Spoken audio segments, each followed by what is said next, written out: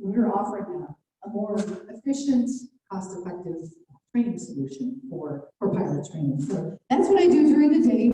But on the side, and 5 years ago, I went through my bout with breast cancer, and it was a complete shock, like it is for so many of us men and women that do get breast cancer.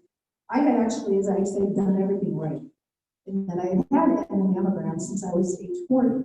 But this, in 2015, I got called back for a follow-up, and they could see something that they thought was clustering. So I likely had breast cancer for a couple of years. And this is not meant to frighten you, but my tumors were so small they could not be seen on mammography. So over the next month, I had a lot of tests. I had 6 biopsies just to make sure that they could locate all the cancer, because that's what sets you up for what's called staging of your cancer.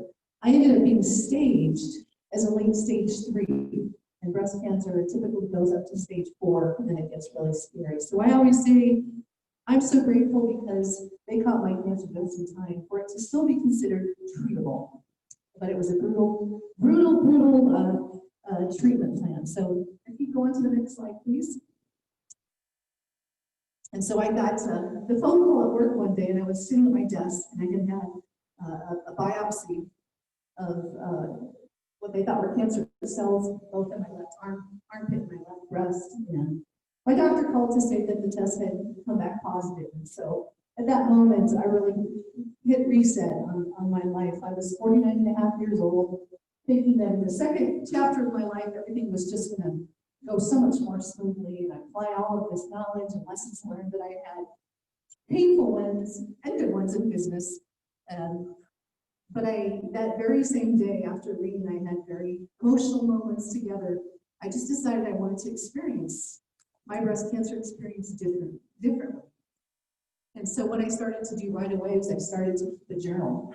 And I was trained as a journalist, believe it or not. I caught a small business bug. So I had not done much creative writing. I had just always done business writing. But this was an opportunity I found to really start to capture my fears and write them down, and in the hopes of trying to help others understand what it was like for me to experience this. So anyway, if you go on to the next slide, please. So my rule, as I say, there, that one. We're good. So as you can see, I got the full-on chemotherapy followed by surgery and radiation. And my oncologist, I was treated at Parker Adventist Hospital. So my oncologist, Dr. Amy McHale, told me those words that I've heard my whole life, which was, well, that's not normal. You're not normal. Usually most normal people, their initial tumor sites or their initial tumor where your cancer starts gets much larger than mine did.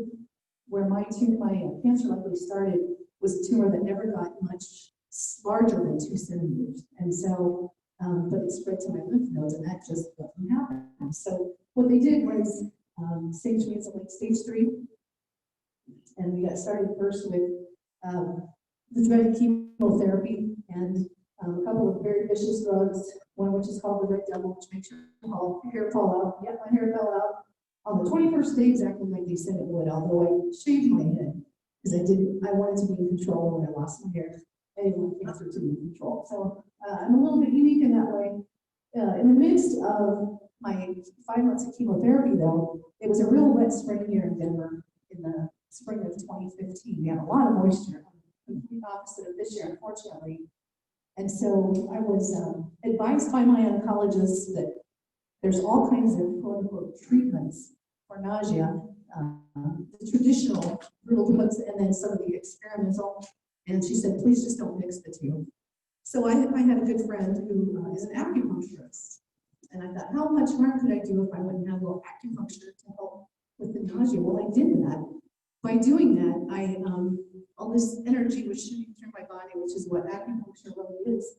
And I'll be darned if I didn't, one of those inner ear crystals that control your balance, between that and the hay fever, it jarred one of those loose, and I turned over in bed one night, and I went into the worst bout of vertigo like imaginable. So 3 hours later, Greenie finally got me to the emergency room at Littleton Adventist because I didn't want the ambulance to come and freak out our neighbors at 3:30 in the morning. So he was a real trooper and got me. And so that was scarier, and that was the closest I ever came or felt like I came to death during this whole experience. And I'll talk a little bit more about what we can do about that. And then that was followed up by 2 surgeries. I just had lumpectomy surgery. I did not have to go through mastectomies that many women choose to do. In my case, because I'm so different, and the kind of cancer that I had, which is estrogen positive. It's the type of breast cancer that 80% of women get. And so there's a lot of data available, and that's why they know them at day 21. With this drug, you're going to lose your hair there. Absolutely right. But the lumpectomy, the first surgery that I had 3 tumors removed from my breast, and then the whole bundle of lymph nodes in my left armpit. They didn't have margins that were clean enough, so they had to go in a second time. So that delayed things some more, and then I got started on radiation. And radiation is really weird because I joked with my colleagues that it's like part of your body gets stuck in a microwave every day for about 5 minutes, and you just start to do this slow burn from the inside out. And I don't mean to be funny about that. It's just you can't feel or see anything, but you know that your body is just slowly starting to warm up. So, and it just drains you of your energy, and you have to stay very hydrated. And so I finished the last part of my formal treatment just a few days before Christmas of 2015. And along the way, and you can go to the next slide, please, I started to get very depressed and feel like, am I ever going to feel good again? Because I was either nauseous or exhausted, not very productive. And I was finding that even my journaling wasn't helping much anymore. I needed an outlet. I needed somebody to talk to who understood what it's like for a type A business executive like me that wants to believe she's in control, but she's really not in control, to understand what it was like to be me. And I was just sick of what I call being consumed with cancer, because that's all anybody wants to talk about. And I understood that, but I just, I feel lousy. I had no hair, I'm bald and fat, I'm puffy from steroids, I have no energy, and I have to go on with this for another 5 months like this. And then once you're done with treatment, it takes such a long time for your body to recover from that. And again, I'm so grateful that we have these treatment opportunities available. It really, really is brutal on your body. And then the humiliation of hair loss, and I was not brave enough at that point in time to go bald out in public. Some people are, and I applaud, and I'm actually in awe of that. I just wasn't one of those people. But again, as I mentioned, I just was so fearful that I'd never feel good again. So one day, when I was having a checkup with my oncologist, I asked if she could refer me to a specialist. I said, maybe a therapist, somebody to talk to that understands what this is like. And she's calm down. She said, I don't know of anybody that specializes in this type of therapy, basically. And I said, are you telling me that we've got marriage and family counselors, we've got sports psychologists, but we don't have anyone that can work with cancer patients? And she said, well, I know they exist, I just don't know who they are. But be sure to join up with our breast cancer support group. And I said, well, nobody gets me, this is just not for me. And so I just started to think, and I started to ask questions, and I have been involved with the University of Denver, and I started to meet some folks there. And as it turned out, the University of Denver Graduate School of Professional Psychology actually graduates the largest number of licensed psychologists in the state of Colorado. And so I met the dean of the school there, and we got to talking, and she was educating me about this field called behavioral health psychology. And I thought, oh, that sounds so great, because we've, again, got these areas of specialty, but this health stuff, whether it's heart attack, disease, diabetes, it's traumatic. And cancer is right out there. And so I can't even imagine now with COVID what we're dealing with. We read about it every day. The mental health needs now, because of people being frustrated, depressed, and then there's the whole economic impact of all of this. So as a result, flip ahead, please. I actually founded a specialty within that graduate school of professional psychology. She will mention it called the Center for Oncology, Psychology Excellence for Code. And since I like to do things on the edge and that nobody else has done, we were at the time the first university in the country to offer this type of training while these future psychologists are still in grad school. And since then, As you'll see here in a moment, a lot of students have taken this class. And in fact, I'm talking to my alma mater, the University of Nebraska at Kearney. They are eventually, once they settle down there as well, in the agricultural economy is very unstable right now as well, but they hope to offer what they call kind of a certificate program online, all online, so it's accessible to anybody in the world, that focuses specifically on what's called psychosocial oncology training, so that doctors, nurses, therapists, anyone at the graduate level can take these courses and learn what's so unique about cancer as opposed to other health ailments. So anyway, that was kind of my thing. One of many things that helped me get past this very traumatic experience. And again, I'm so grateful to the University of Denver for taking a chance on me and allowing this to happen. So next slide, please. As you'll see, COVID really has gotten a lot of great attention. And I think the statistic is nearly 100 DU students from all across the university have taken one or all four of the COPE specialty classes. And it just, there's a COPE clinic element to it. So if you know of anyone who would like to see someone on an individualized basis, that's what sets this all apart, is the individual opportunity to just meet one-on-one with, in this case, psychologists in training. COPE would be a good resource for you. So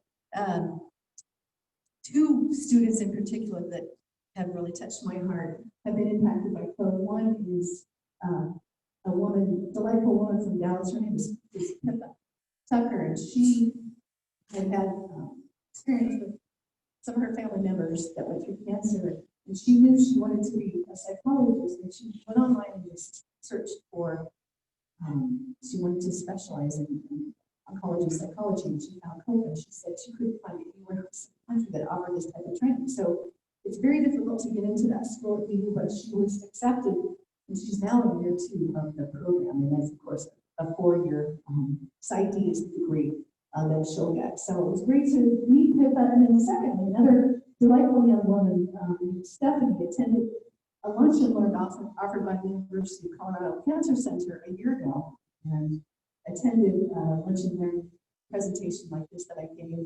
And she had read my book and on the spot decided she was going to pursue her career, her PhD in behavioral health psychology with an emphasis on oncology. So again, it's amazing. We as businesses, community leaders, there are things that we do that do have impact for a lifetime. And so I'm just so grateful to have had that opportunity. So go ahead, the next slide. Just wanted to touch real briefly on some of the common feedback that I hear from other. I always refer to patients that are going through the treatment as the patient, and then you're actually technically a cancer survivor on the day you're diagnosed. That's medical, that's how they refer to it in the medical community. But so many people ask, why am I so moody? Nobody understands me, can't get happy. And this was something that I didn't expect, but it's really true, is that when you're going through all that therapy, you get all this attention, the cards and the letters and the emails and the phone calls, and everybody is just so worried about you. And then at least for me, once treatment was over, like, oh, she's back, she's going to be 100%, and she's bounced back, and life's normal, and it's just anything like that. So it takes a long time for our bodies to heal from this very, very traumatic experience. And then there's a lot of emotion and anger too, because sometimes, and we met plenty of them, and Rainey he was so great, he would attend all my chemotherapy infusions, sitting there for hours, hooked up to this squawking machine. And the number of caregivers and survivors themselves that we met, who in this case, met a couple of them actually whose husbands left them during treatment because they couldn't help it. And I'm not picking on them, I'm sure it happens the other way too, but it was heartbreaking to know that kind of thing happens. So the support network is so important. And then the one is the who am I? I don't know who I am anymore. Did this change me? People going to treat me different or not want to touch me, and so that depression and guilt, paranoia, and all these emotions are just swirling, and then all of a sudden you're just expected to be back to normal, and it's just so hard to do that. So next slide, please.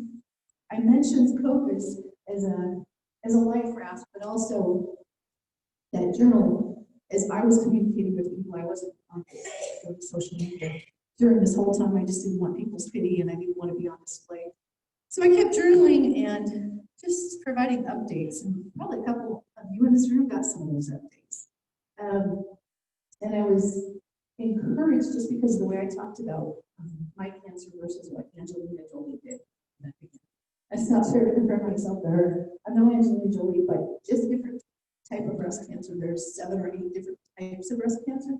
Hers is the one that happens to involve that really nasty BRCA, the BRCA gene. And so she did some preventive things that was not going to help me in my situation at all. So I ended up being encouraged to publish my diary and my journal about what I went through, what I ate. I got I was sick 6 times today, or all this pieces of information. And I met with a writing coach. I had been trained as a journalist, but I always wanted to write a book, but I just didn't have confidence or time, and I had all these excuses. And so she encouraged me to write a memoir style book sort of around this year that I had with cancer and my treatments. And so this is the book. It's called The Unlikely Gift of Breast Cancer. And I was so surprised, actually, so I actually Googled it one day and found out it's been named one of the best breast cancer books of all time. I didn't even know this. But it blends in a lot of my experiences, a lot of my personal traumas. There's a lot of stuff in there about growing up in a town of 80 people in Nebraska, and agricultural related events in cornfields and cattle, and a lot about my father, who served in the Korean War and was my hero as a little girl, and then he developed what we didn't know at the time was post-traumatic stress disorder, PTSD, about the time I was 5. Spent 6 months in the psych ward at the VA hospital in Lincoln, Nebraska, and I didn't know who my dad was when we got home. And so I really get into that and explore how that happened and how it was couched. And I wish I had known at the time what that even was, because he died almost 25 years ago. And I'm just learning this stuff now. It was this book that was the reason I started asking questions of my family. And I always say my mom's side is kind of the more highly educated side of the family. My father's side were Czechoslovakian, and so higher ed and things like that. We just kind of do farming things. But it was one of my uncles, my mom's side, that had been a counselor. He suggested, well, we always suspected he had this PTSD. We just didn't know it. Didn't call it that at the time. So it was a very therapeutic, honest look at who I am and why I am. And so I don't want to dwell on that, but look forward to the next slide. It has touched some people. I know some of you in here have actually read it, and I appreciate that, of course. It just was really what helped me get over the hump to maintain or even regain my confidence. At age 55 now, 5 years later, I had this, I always say this physical, spiritual cleansing, and that's really what my cancer experience was for me. And I feel like I'm a better, genuine, honest, happy person. And so just honored to be invited to come and tell my story like today, because it's for me, it's not about do this, don't do that. We're all different. We all experience these traumatic health experiences in our own way, based on a whole plethora of factors. But this breast cancer experience really forced me and allowed me the time, because you have a lot of time when you're doing nothing, to really process my life and to figure out what I wanted to do with the rest of my life. And so I'm very much committed to continuing to be an advocate, to share in these types of conversations. And again, I appreciate that so much. But I also believe it's just so critical for us to train those mental health specialists, because we've all been through so much trauma now, especially this year, that I would love the pinnacle of all this would be to see individualized mental health therapy be the required part of a cancer diagnosis treatment protocol. And so we're going to probably spend the rest of my life advocating that.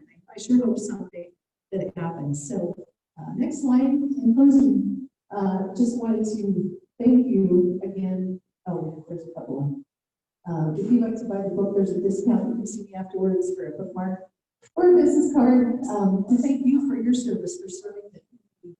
And since you might ask, there's just a couple of things to help, or what do we need? The Code Clinic is accepting new patients again. They call them clients again. You can access the Code Clinic if you go to my website, which is dianesimard.com.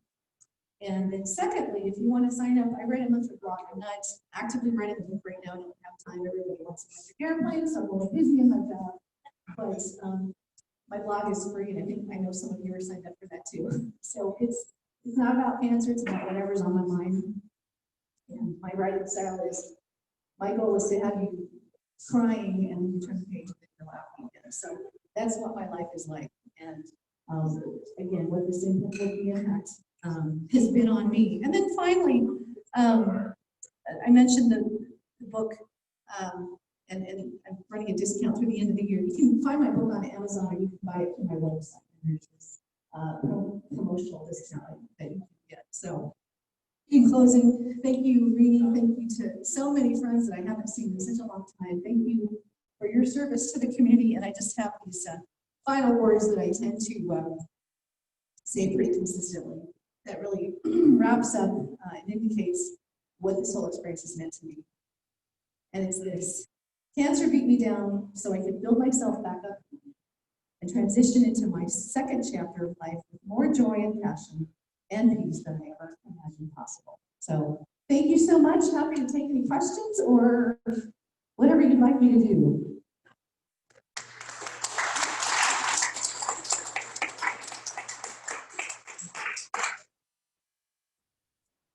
Hey, Diane, is the TOE program, are you seeing that? Is it evolving beyond BU, or is it, where do you see the growth? Thank you for asking. I was really ambitious in the beginning. That my goal was to see them emulate and to set the bar and to replicate this throughout the country. And higher education, higher ed administrators, they just think differently than those of us in business, because that's what we want to do. So we want to have, the SUS car dealership, when they did that, the SUS did that. Higher ed's not quite the same way. They did it once, put the check mark in the box. And this is not to discount you or anything. They were more interested in establishing this specialty at this one location. And I drug in my alma mater. It wasn't a good fit. And so I would have to say, it's a little bit of my disappointment. It's just not how they're thinking. But that's okay. There are plenty of other educational institutions that are. And by the way, this type of training is available, I would say privately, if you will. And it just was never incorporated into part of an actual degree is the difference. And so I get a lot of grief sometimes when people are like, this is not new, when it's not. It's just never been operated. Sure.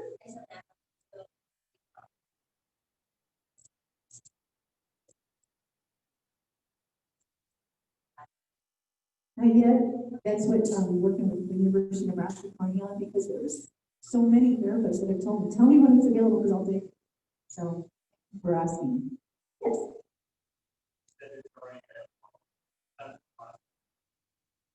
I understand. It was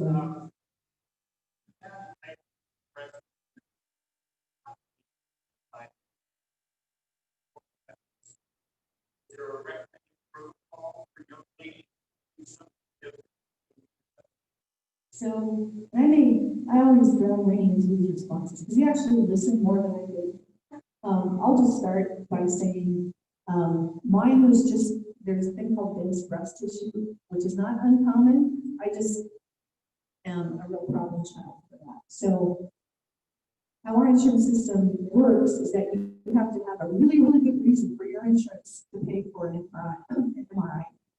And so this is where I'm going to ask you to jump in and add something else, because I was kind of half asleep during the conversation. So I was a notator in any debt. So TRICARE is what we had up to military retirement, and what we had to do every time her oncologist said the MRI is effective, so there's some negotiation a lot of times. They have to write it up to TRICARE, just follow up with TRICARE and TRICARE. So a lot of that, and we were very fortunate. I always say that there are a lot of people going through this that don't have somebody to help with that part. We see people in there by themselves, not like guys by themselves. And it was really nice to be able to not have to worry about that piece, not be worried about, as far as all of that stuff, about the concern and all of the type of stuff. So I handle all that as well as I could. There were a couple of times fell through the cracks, but normally they were covered pretty well. They said might have had 2 years prior to planning. Was it bound to by a normal program? So there were clusters. There was something concerning. There was a spot that they could not discount, and so that starts this whole litany of what's called a more intense mammogram, and then ultrasound, and then it was so bad for me that the radiation technician kind of indicated that, oh, this doesn't look good, and then the radiologist came in and said, I need to see you right away. You just know. Those other images found more cancer. Yes, Diane, you said that after a certain period of stop expound on that as you know, as a friend and people that we know are going. What we should be doing to make them feel like, hey, I still care. Yeah. And I'm still worried about you. Right. Now, thank you. Oh, I'm so grateful that you asked that question. So, like I said, it's like everyone in my life wanted this to be over too. I mean, we were all sick of cancer. You know, I can't keep a normal schedule. And then even a month after my treatment was over, I expected to be feeling just great again, to be sleeping well, to be healing from surgery and all of that. And you just don't. But for me, you don't want to just go and keep complaining because you've just been through this, and all you did was to say, oh, I'm tired, I'm this, I'm nauseous, I'm that. And I just didn't want to have anybody else carry that burden and to say like, oh, here comes Diane, go in the opposite direction. Honestly, now what I do though is I'm actually more active after the treatment ends. And because at least what happened for me is that the attention went away. People were still so wonderful and grateful, and they knew I was working on this book project, but you do kind of just start to forget. The hair goes back, you ask questions, the same questions, and everybody still says, oh, you've got hair. Some people do because it's just in their mind. They just see you bald and wearing bandanas for the rest of your life. And so hair can grow back, and I just was very fortunate. I have great hair. I have better hair now than I did before. It doesn't always happen that way. It doesn't usually happen that way. But I think that that's a really great sensitivity point to remember. That's my whole mantra, is that cancer impacts you for a lifetime. The trauma never leaves you. It never goes away, and it can come back in dreams. One study actually proved, and it's a fairly old study, that talking about PTSD and cancer, that it was a small group of about 450 cancer patients of all types of cancer, that at the 6-month mark after they finished treatment, 21% of that cohort, of that group, were experiencing PTSD symptoms. And so that's alarming. I had 1 or 2 PTSD dreams out of nowhere, and it wasn't even really about cancer. It was more about death and dying. But by the 4-year mark after treatment ends, at least in this one group, the PTSD rate had leveled off back to what the national average is, which at the time was about 6.8% of the whole population. So, great question. I'm going to get to Bill and then I'll get back. Bill, go ahead.